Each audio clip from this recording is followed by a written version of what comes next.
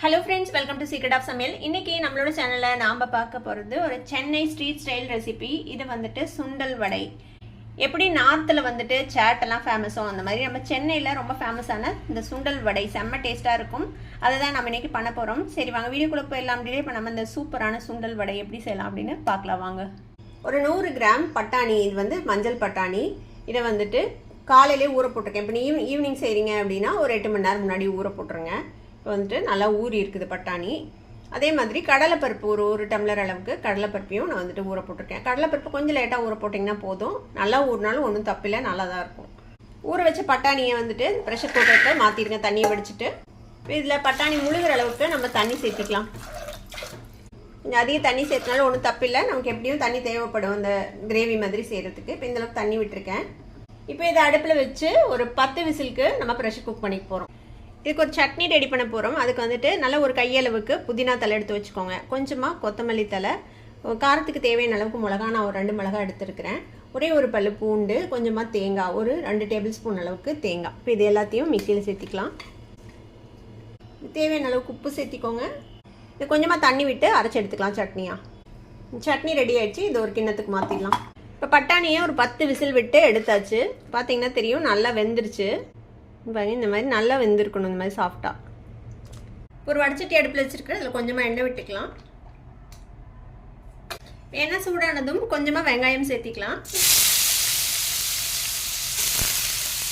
கூடவே கொஞ்சமாக தக்காளியை சாப் பண்ணி வச்சுருக்கேன் ஃபைனாக, அதையும் சேர்த்திக்கோங்க. கூடவே கொஞ்சமாக கருவேப்பிலை. இதை வந்து வதக்கிக்கலாம். இது சீக்கிரம் வதங்கிறதுக்கு கொஞ்சமாக உப்பு சேர்த்திக்கலாம். வெங்காயமும் தக்காளியும் நல்லா வதங்கிடுச்சு. ஒரு டீஸ்பூன் இஞ்சி பூண்டு விழுது சேர்த்திக்கலாம். இந்த இஞ்சி பூண்டு விழுதையும் நல்லா இதோட வதக்கி விடுங்க. இப்போ இஞ்சி பூண்டு விழுதும் நல்லா வதங்கிடுச்சு. ஒரு நிமிஷம் வதக்கி விட்டுப்போம். இப்போ இதுக்கு தேவையான மசாலாலாம் சேர்த்திக்கலாம். 1/2 டீஸ்பூன் மஞ்சள் தூள், மிளகாய் தூள் ஒரு டீஸ்பூன் சேர்த்திக்கோங்க. கரம் மசாலா பொடி 1/2 டீஸ்பூன், சீரகத்தூள் 1/2 டீஸ்பூன், மல்லித்தூள் ஒரு டீஸ்பூன் சேர்த்திக்கலாம். 1 டீஸ்பூன் சோம்பை லேசாக இடிச்சிட்டு அதையும் சேர்த்திக்கோங்க. இதில் தூளாக இருந்ததுன்னா தூள் சேர்த்திக்கோங்க, சோம்பு தூள். இந்த மசாலாவையும் இதோட சேர்த்து ஒரு வதக்கிட்டு இது கூட ஒரு 1/2 டம்ளர் தண்ணி ஊற்றிக்கோங்க. இது ஒரு கொதி வரட்டும். இப்போ நல்லா கொதி வருது. மசாலாவும் பச்சை வாசனை எல்லாம் போயிடுச்சு. இப்போ இந்த ஸ்டேஜில் வேக வச்சு வச்சுருக்கிறோம்ல இந்த பட்டாணி, அதை வந்துட்டு இதில் சேர்த்திடலாம். குக்கர்லேயே கொஞ்சமாக தண்ணி விட்டு அந்த தண்ணியும் இதில் சேர்த்திக்கோங்க. இப்போ இதுக்கு தேவையான அளவுக்கு உப்பு சேர்த்திக்கலாம். இப்போ இந்த மாதிரி ஒரு மேஷர் எடுத்துக்கோங்க. லைட்டாக இந்த சுண்டலை வந்து நம்ம மேஷ் பண்ணி விட்டுடலாம். கொஞ்சம் முழுசாகவும் இருக்கணும், கொஞ்சம் நசுக்கி விட்டிங்கன்னா நல்லாயிருக்கும் சாப்பிடும்போது. இந்த மாதிரி மேஷ் பண்ணி விட்டாச்சு. இது ஒரு 5 நிமிஷம் நல்லா கொதிச்சு வேகட்டும்.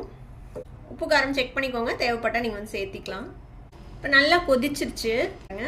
ஒரு திக்காச்சுன்னா இன்னும் கொஞ்சம் தண்ணி சேர்த்திக்கோங்க. இது வந்து கொஞ்சம் ஃப்ளோயிங் கன்சிஸ்டன்சியில் தான் இருக்கணும். இப்போ இந்த ஸ்டேஜில் நம்ம அரைச்சோம்ல இந்த புதினா சட்னி, அந்த சட்னிலேருந்து ஒரு ஸ்பூன் இதில் சேர்த்திக்கலாம். இந்த அளவுக்கு சேர்த்திக்கோங்க.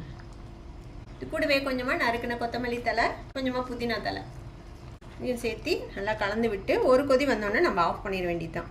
இப்போ எல்லாம் போட்டதுக்கப்புறம் நல்லா ஒரு கொதி வந்துருச்சு பாருங்கள். அவ்வளோதான், நம்ம அடுப்பு ஆஃப் பண்ணிடலாம். இப்போ இது ரெடி ஆகிடுச்சு. இப்போ நம்ம வடைக்கு ஆட்டிடலாம். இதுக்கு வந்துட்டு ஒரு 7-8 பல்லு பூண்டு, சின்ன பூண்டாக இருக்குது, அதனால 7-8 பல்லு எடுத்து வச்சுருக்கிறேன். பெருசாக இருந்தால் இங்கே கம்மியாக போட்டால் போதும். பூண்டு, அப்புறமேட்டு பச்சை மிளகா 2 வரமிளகா இது வந்து இதில் சேர்த்திக்கலாம். கூடவே நம்ம ஊற வச்சு வச்சுருக்கோம்ல கடலைப்பருப்பு, அதில் இருந்து தண்ணியை வடிச்சிட்டு பருப்பை மட்டும் இதில் சேர்த்திக்கலாம். கொஞ்சோண்டு கடலைப்பருப்பை நம்ம தனியாக வச்சுக்கலாம், அப்புறமேட்டு கடைசியில் மிக்ஸ் பண்ணிக்கலாம். இப்போ இதை வந்து கரகரப்பாக அரைச்சி எடுத்துகிட்டு வந்துடுங்க. இப்போ வடைக்கு வந்து இந்த மாதிரி கரகரப்பாக அரைச்சிக்கோங்க. இப்போ இதை ஒரு பாத்திரத்துக்கு மாற்றிடலாம். இப்போ இந்த வடை மாவு கூட நம்ம தேவையான அளவுக்கு வெங்காயம் கொஞ்சம் சேர்த்திக்கலாம். பெரிய வெங்காயம் கொஞ்சம் நறுக்கி வச்சுருக்கிறேன், தேவையான அளவுக்கு சேர்த்திக்கோங்க. நறுக்கி வச்சுருக்கிற கொத்தமல்லி தலை சேர்த்திக்கலாம். கொஞ்சமாக புதினா தலை, அதையும் சாப் பண்ணி வச்சுருக்கிறேன், அதையும் சேர்த்திக்கலாம். கூடவே நம்ம இந்த பருப்பு அரைக்கிறதுக்கு முன்னாடி எடுத்து வச்சோம்ல, அதையும் சேர்த்திக்கோங்க. இந்த மாவுக்கு தேவையான அளவுக்கு உப்பு சேர்த்திக்கலாம். இப்போ இதை வந்து நல்லா கலந்து வச்சிடலாம். வடை காட்டும்போது தண்ணி தெளிக்காமல் ஆட்டிக்கோங்க. அப்போ தான் வந்துட்டு வடை வந்துட்டு உங்களுக்கு கரெக்டாக வரும், இல்லைன்னா நீர் விட்ட மாதிரி ஆகிடும். இப்போ நம்மளோட வடை மாவு ரெடி. இப்போ வடை சுடுறதுக்கு எண்ணெய் இந்த மாதிரி சுட வச்சுக்கோங்க. நீங்கள் வடை வந்து வடை மாதிரி தட்டி போடலாம், இல்லைனா சின்ன பக்கோடாஸ் மாதிரி கூட நீங்கள் கிளி போட்டு கூட எடுக்கலாம். எண்ணெய் சூடாயிடுச்சு, நம்ம வடையை தட்டி போட்டுடலாம். இப்போ இந்த மாதிரி உருட்டிட்டு வடையாக தட்டி போட்ட வேண்டியதுதான். இதை அழுங்காமல் எண்ணெயில் ட்ராப் பண்ணிடுங்க.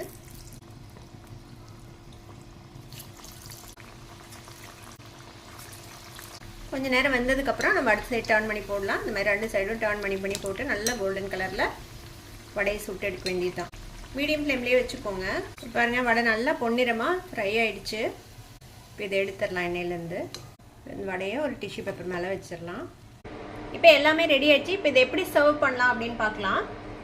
இந்த சுண்டல் குழம்பு நம்ம ரெடி பண்ணோம்ல, அதை வந்துட்டு நல்லா சூடு பண்ணி வச்சுக்கோங்க. கொஞ்சம் நல்லா ஃப்ளோயிங் கன்சிஸ்டன்சியில் இருக்கணும். இந்த மாதிரி ஒருவேளை திக்காயிடுச்சுன்னா தண்ணி ஊற்றி நல்லா சூடு பண்ணிக்கோங்க. இப்போ இதிலேருந்து தேவையான அளவுக்கு இந்த மாதிரி ஒரு சர்விங் டிஷ்ஷில் ஊற்றிக்கலாம்.